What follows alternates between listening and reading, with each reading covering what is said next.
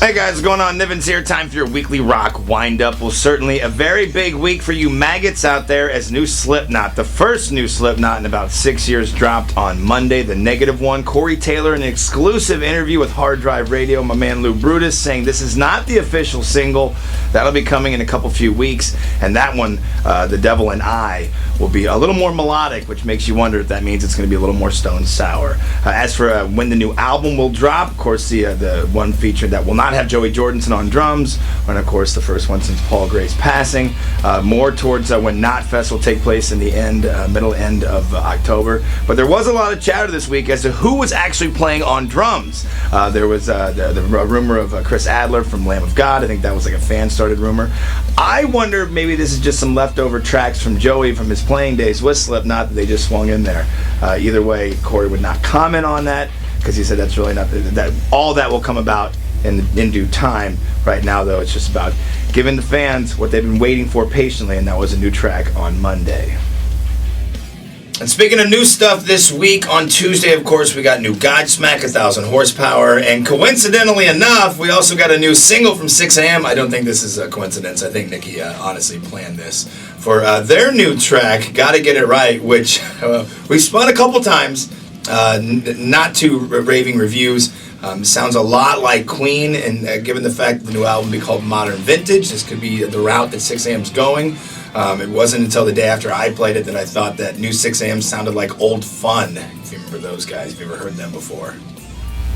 And following up with a story that I reported on a couple weeks back, if you remember, a former employee for the Insane Clown Posse, Dirty Dan Diamond, was being sued for sexual harassment by another former employee, Andrea Pellegrini.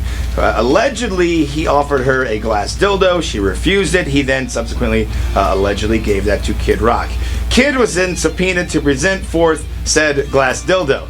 Kid, after finally getting wind of this, went ahead and set the record straight, or I guess I should say took it out on both of the law firms. The first one for Dirty Dan, the first one, for Pellegrini, saying, I have no idea who these people are. I don't know what this is about. I don't own this glass dildo, and I know what you guys are doing. You're just trying to get a bunch of recognition for your law firm by smearing my name in the mud. So shove it up your ass. And then for Dirty Dan's lawyer, he said, your client is lying, which means he's committing perjury. So until I'm proven otherwise, your guy's full of shit. Go ahead, prove me otherwise. I don't need press. Believe me, I can get press. I do a lot of donating in my time and money for veterans, for also the people in Detroit where I live. Because if I wanted to live in Los Angeles and put up with this shit, I'd move out there, and I'm not. I'm paraphrasing, of course, but that is basically Kid Rock's response to where is the glass dildo in question. Moving along to a story that I hope more bands will pay attention to. Earlier this week, Peter Frampton was performing a concert, and I guess after repeatedly himself as well as security telling a couple in the front row to please stop taking photos and videos as you are now distracting and drawing attention to yourself away from the show and also pissing off a lot of people behind you, Frampton approached them after looking for security to help him one more time and said, let me see that phone you got. I'll take a selfie, and then chucked it into the rafters, smashing it to pieces. I think this is great, man. Look, you want to go to a show and you want to see a band you haven't seen in forever and you want to snap a few pictures for your own little scrapbook, that's fine. But when you stand there and you hold your iPad up to record the video or you hold your phone up to record a video, it sucks. You don't have the ability to record really good audio or video for that matter. And you're just pissing off all the other people around you that paid hard-earned money to go see a show with their own two eyes, not look through a 3 by 5 foot inch screen. So do yourself a favor and do the rest of us a favor. Put the phone in your pocket, put it down, put your ass into the show, and you might find, here's something that's crazy, you might find, if you give the band a bunch of energy, they'll give it back to you. It's a give and exchange sort of thing right there, give and take sort of deal. And then people walk out of there going, wow, that was a great show. Not, yeah, I got some really cool footage, I think. You look like a dick, you're just showing off because you went to a show, and no one gives a shit you went to Miley Cyrus Bangers, okay? Enjoy the show, please. Put the phones down. And closing out your weekly rock wind-up with, I'm sure, a story that you guys knew would be coming, and that was 8 seconds of awesome audio dropped this morning from the Foo Fighters camp. They're going to make a big announcement on Monday. I'm looking forward to hearing that announcement when I come back from Omaha. My girlfriend and I are going to roll up there with Jackson from the country station and his girlfriend as well, because we're going to go check out breweries.